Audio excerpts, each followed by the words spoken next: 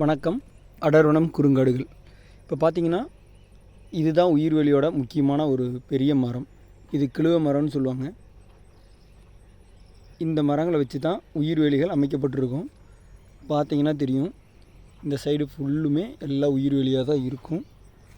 உயிர்வெளி இருந்தால் தான் அதிகமான உயிரினங்கள் வாழ்கிறதுக்கான ஒரு சூழ்நிலை நமக்கு ஏற்படும். இந்த பூமியும் பசுமையாக இருக்கிறதுக்கு இந்த உயிர்வெளிகள் மிக முக்கியமான ஒரு காரணம். இதில் எல்லா வகையான மரங்களும் செடிகளும் எல்லா வகையான உயிரினங்களும் வாழ்ந்துகிட்ருக்கும்.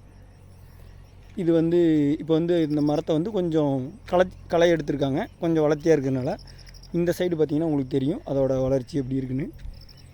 இங்கிட்டு பார்த்திங்களா, இதுதான் அந்த உயிர்வேலி.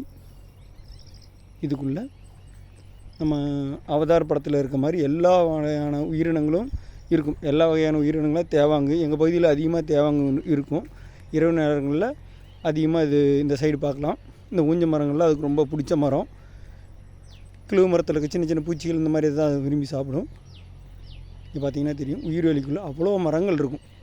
ஒரு உயிர்வெளி ஒரு மனித உடம்புல எப்படி நரம்பு மண்டலம் மாதிரி இந்த மரங்கள் இந்த உயிர்வெளிகள் இந்த பூமியை சுற்றி இருக்க ஒரு பெரிய நரம்பு மண்டலம் மாதிரி தான் நம்ம அதை பார்க்கணும்.